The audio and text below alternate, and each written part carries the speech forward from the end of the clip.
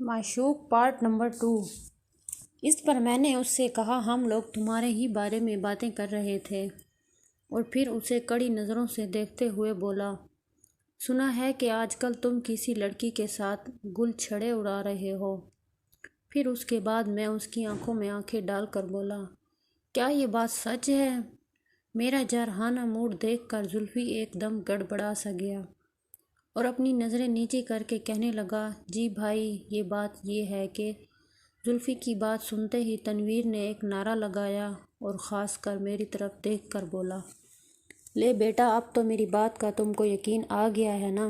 میں نے تنویر کی بات کو نظر انداز کرتے ہوئے زلفی سے پوچھا، ہاں تو بتا یار، وہ کون سی ایسی پری ہے جس کی وجہ سے تم نے ہماری محفل میں آنا چھوڑ دیا تھا؟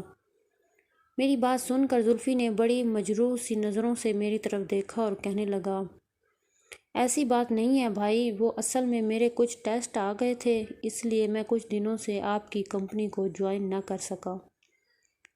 زلفی کی بات ختم ہوتے ہی نواز نے اس کی طرف دیکھتے ہوئے کہا، چلو مان لیتے ہیں کہ تم ٹھیک کہہ رہے ہو، پر یہ بتا وہ لڑکی ہے کون اور اس کا حدود اربع کیا ہے؟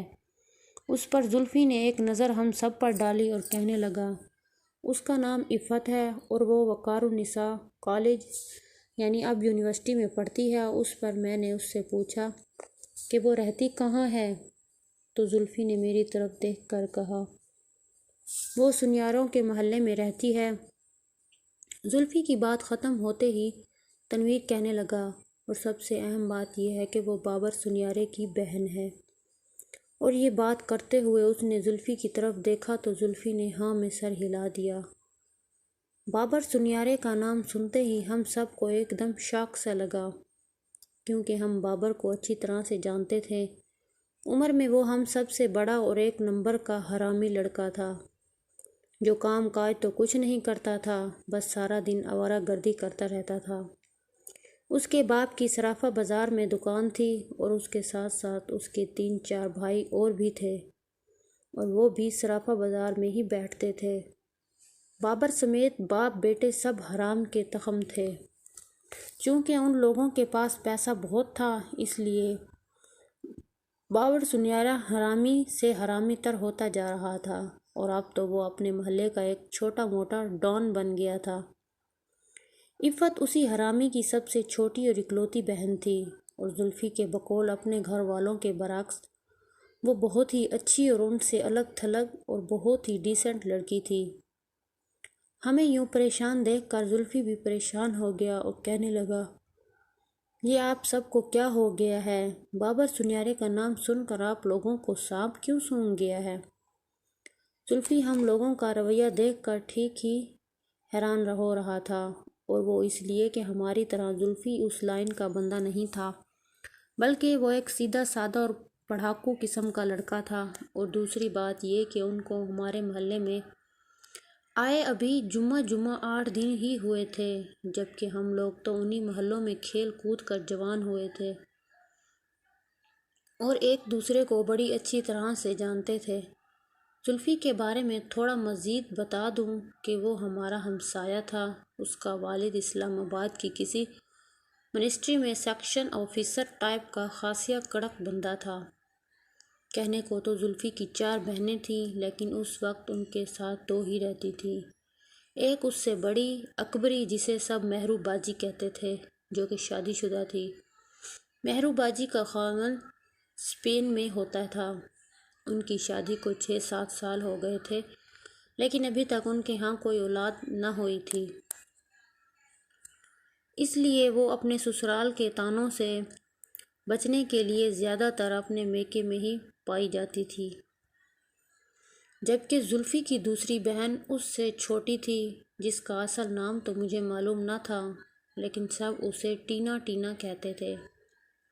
وہ میٹرک کی اسٹوڈنٹ تھی اور خاصی شوخ و شنگ قسم کی لڑکی تھی۔ دونوں بہنیں بہت حسین تھیں، لیکن مجھے ذاتی طور پر ان کی والدہ بہت اچھی لگتی تھی۔ ان کی عمر 40+ یا اس سے زیادہ ہوگی، لیکن وہ اپنی عمر سے بہت ہی کم دکھتی تھی۔ تینوں ماں بیٹیوں کی رنگت بہت صاف اور سینہ درمیانہ تھا، یعنی ان کی چھاتیاں نہ بہت بڑی اور نہ ہی بہت چھوٹی تھی۔ تینوں لگتا تھا آپس میں بہنیں ہیں، تینوں ماں بیٹیاں خاص تیز دم تھیں، لیکن ان کے برعکس زلفی بہت ہی شریف اور سیدھا سادہ سا لڑکا تھا اور ان خواتین سے خاصا تب کر رہتا تھا، جبکہ یہ تینوں ماں بیٹیاں زلفی کے والد سے بہت دبتی تھیں۔ زلفی اتنا شریف اور اچھا لڑکا تھا کہ اس کے عشق کا سن کر ہم سب کو یقین ہی نہیں آ رہا تھا کہ اس حضرت کو بھی عشق ہو سکتا ہے۔ یہاں میں ایک اور بات واضح کرتا چلوں کہ دل کرنے کے باوجود بھی ابھی بھی میں نے زلفی کے گھر کی کسی خاتون پر کوئی ٹرائی نہیں ماری تھی، اور اس کی وجہ یہ تھی کہ اس کے باپ نے مجھے لارا لگایا ہوا تھا کہ جیسے ہی اس کی منسٹری میں کوئی ویکینسی نکلے تو وہ مجھے کہیں ایڈجسٹ کروا دے گا۔ اس کے علاوہ بھی جب میں کسی جگہ انٹرویو کے لیے جاتا تھا تو وہ متعلقہ جگہ پر فون بھی کروا دیتا تھا۔ لیکن شاید میری قسمت میں ہی کچھ گڑبڑ تھی کہ ابھی تک میرا کام نہ بنا تھا، اور میں اس لالچ میں کہ کبھی تو میری بات بنے گی بڑی ہی شرافت سے ان لوگوں، خاص کر اس کے اماں ابا کے آگے پیچھے پھرا کرتا تھا۔ اس کے ساتھ ساتھ زلفی چونکہ ایک پڑھاکو اور برگر ٹائپ کا بچہ تھا، اس لیے اکثر ان کے گھر کے چھوٹے موٹے کام بھی میں ہی کر دیا کرتا تھا، اور اسی نوکری کے چکر میں نے زلفی کی ماں بہنوں پر کسی قسم کی کوئی ٹرائی نہیں ماری تھی۔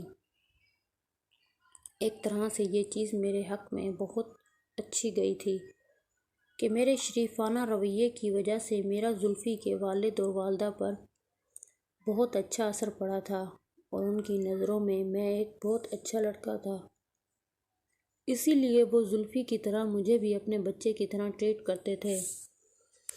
ہاں، تو میں کہہ رہا تھا کہ جب زلفی نے ہم سے سوال کیا کہ کیا ہوا، بابر کا نام سن کر آپ لوگوں کو سانپ کیوں سونگھ گیا ہے؟ زلفی کے سوال کرنے کی دیر تھی کہ نواز جو پہلے ہی کافی بھرا بیٹھا تھا ایک دم زلفی پر چڑھ دوڑا اور کہنے لگا، سالے تم کو بھی دل لگانے کے لیے اور کوئی لڑکی نہیں ملی تھی؟ پھر پھنکارتے ہوئے بولا، تم کو پتہ ہے کہ یہ بابر بن یک ہے کون، اور یہ کس قدر حرامی اور کمینہ آدمی ہے؟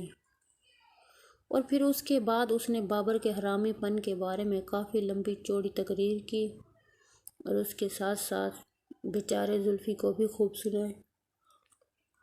حسب معمول کسی سعادت مند بچے کی طرح نواز کی جلی کٹی باتوں کو سر جھکا کر چپ چاپ سنتا رہا۔ پھر جب تقریر ختم کر کے نواز کا پارا کچھ کم ہوا تو زلفی نے سر اٹھا کر ہم سب کی طرف بغور دیکھا اور کہنے لگا، سوری دوستو، میں تو آپ لوگوں سے اپنی داستان شیئر کرنے اور کچھ مدد لینے آیا تھا، لیکن یہاں آ کر مجھے پتہ چلا کہ بابر بڑا حرامی اور کمینہ آدمی ہے، اور آپ سب اس سے بہت ڈرتے ہیں۔ اس لیے میں سمجھ گیا ہوں کہ اس کھیل میں مجھے بابر یا کسی اور کے ساتھ جو کرنا ہوگا اکیلے کو ہی کرنا ہوگا، اور میرے دوستوں میں سے میرے کوئی کام نہیں آئے گا۔ یہ کہہ کر زلفی اپنی جگہ سے اٹھا اور جیسے وہ چلنے کے لیے آگے بڑھا، میں نے اسے بازو سے پکڑ کر دوبارہ اپنی جگہ پر بٹھا لیا اور اس سے بولا، کس بہن کے یار نے تم کو کہا ہے کہ ہم لوگ باہر بہن یک سے ڈرتے ہیں؟ میری بات سن کر زلفی نے میری طرف دیکھا اور بڑی تلخی سے کہنے لگا، ابھی جو نواز بھائی نے اتنا لمبا لیکچر دیا ہے، اس سے تو یہ بات صاف ظاہر ہو رہی تھی کہ آپ سب اس سے بہت ڈرتے ہیں۔ تو میں نے اس کو کہا، او نہیں یار۔ تقریر کرتے ہوئے نواز کچھ زیادہ ہی جذباتی ہو گیا تھا، لیکن یقین کرو اس کی تقریر کا مطلب صرف اور صرف تم کو بابر کے کردار کے بارے میں آگہی دینا اور اس سے ہوشیار کرنا تھا، تاکہ تم آنے والے وقت کے لیے خود کو تیار کر لو، ورنہ بابر جیسے بندے سے ہمارا یہ ڈرتا ہے۔ پھر اس کے بعد میں نے اس کو کہا کہ ہاں، اب بتا کہ تیرا کیا مسئلہ ہے اور تم کو ہم سے کس قسم کی مدد درکار ہے؟ میری بات سن کر زلفی بڑی افسردگی سے کہنے لگا، رہنے دو یار، میں خود ہی ہینڈل کر لوں گا۔ اس پر میں نے ایک موٹی سی گالی دی اور بولا، چل سیدھی طرح بتا کہ بات کیا ہے۔